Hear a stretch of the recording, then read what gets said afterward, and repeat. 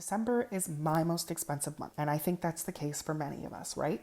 You got Christmas gifts, holiday parties, extra food costs, traveling costs, regular bills. On top of all that, it adds up very quickly. Today, I'm doing a complete budget breakdown with real numbers. I'm not gatekeeping or hiding anything. I'm showing you exactly how I'm budgeting $4,500 of my monthly income to cover everything, including Christmas, without going into debt. So if you're feeling a little nervous or just wondering how I'm making my budget work during the holidays, this video is going to be for you. Stick around till the end. I'm going to be sharing some tips for surviving December financially. But let's get into my real December budget. So let's start with income because it's important to know what you're working with. My take-home pay after taxes and deductions is roughly $4,500. This is from my full-time job. I am hoping to make some additional income this month as well. However, because I want to break down my budget based on real numbers that I anticipate, I will not be mentioning anything in that segment, but I hope to bring up what I've made towards the end of the month. Lastly is my bonus. I anticipate getting a $200 Christmas bonus from work. This is based off bonuses received in the past, and it has been announced that we will be getting ours in the middle of the month. To be a little bit on the conservative side, as well as to match what we've been given in the past, I have made that number $200. This brings our total income for the month of December to $4,700. Now time to see where all of that money is going to go. Let's start off with our expenses. I'm going to start with fixed expenses. I've also lumped in variable expenses in that, so let's dive in. First off is rent, $1,800 due the first of the month. This includes all of my utilities, which is why I will not be mentioning any as we go on. Next up is internet and phone. That's about $145. Next up is mobile. My mobile phone is $153. That is for 2 phones, and there's also an additional internet service on there as well that I pay for. Next is car insurance at $300. I have not included subscriptions because for now I am charging those through credit cards and just trying to keep my balances down month to month by making additional credit card payments.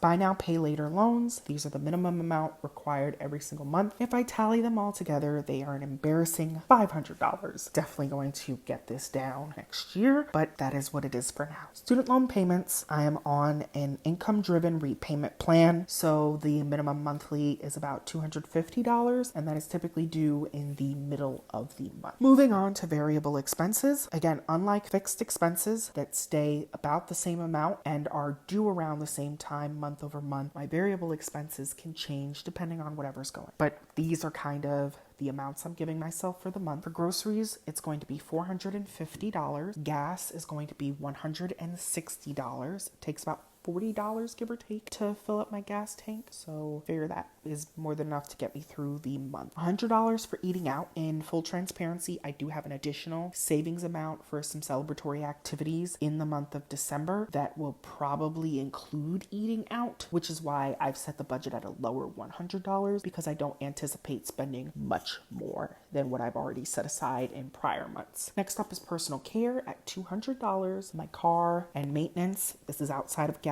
things like servicing and oil changes at $200. Hair appointment at $500. And since I think I've spent enough money, I am leaving miscellaneous empty. This puts total expenses at $2,958. It's also important to note here that I have not included rent because that is pulled from a separate account. Let's move on to the holiday fun. We have gifts. I am deciding on a $500 gift budget for this month. Decorations, to be honest, my tree was up probably the beginning of November.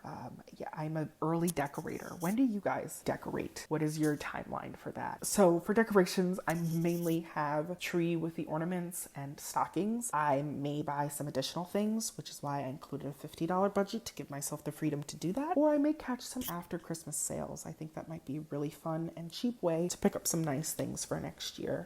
Next is travel. I do not plan on flying or doing anything extensive. However, this will cover tolls, maybe some additional gas costs that I did not consider. Last but not least is entertainment. Again, I do have some savings because I'll be celebrating a birthday and some other activities in the month of December. So I do have a separate budget that I've put aside for that. I don't plan on spending too much more, which is why I put that category at $200. All in all, my holiday budget is $790. Woo! Okay, are we burning through cash yet. Next is savings and investments. Let's try to keep some money. Next up, emergency fund. I'm gonna throw about $200 in that direction. High yield savings account, another $200, and Roth IRA, another $250. Total amount here is $650 saved and or invested. This is not counting my 401k contributions that are automatically taken out of my paycheck before I even see it. That is also a factor here, but this is what I'm deciding to do this month. Next is debts. Categories in this area could include credit cards, personal loans, student loans, buy now, pay later loans. I typically try to just pick one and work on paying as much of that down. Currently working on credit cards. So all of my minimum credit card payments plus what would be extra money would be about $300.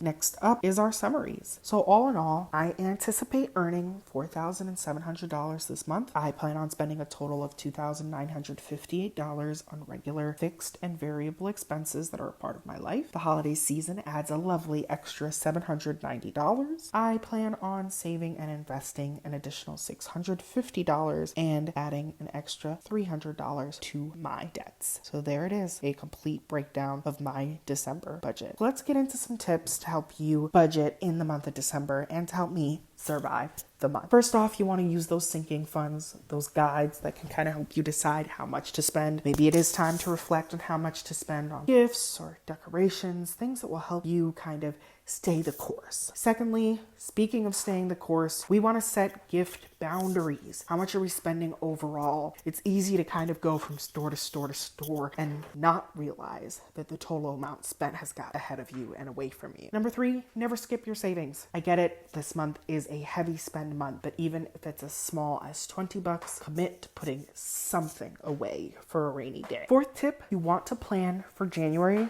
We need to keep our next steps in mind. This can also kind of help you from getting too ahead of yourself. What are your goals? How do you want to kind of wrap up the year? And what do you want to get ready for in the new year? And last but not least, give yourself some grace. It's a fun time of the year, albeit sometimes a stressful time of the year. There's going to be a lot of ups and downs, as is life, as are seasons such as these. So if you make a mistake, if you go over your budget, if you're hit with an unexpected cost, give yourself grace. Things happen. I wish you guys a happy and healthy holiday season. Thank you for tuning in to me breaking down my December budget. Follow my journey, subscribe, enjoy this Vlogmas and holiday season with Money Vibes with Pi. Thank you so much for watching. Take care.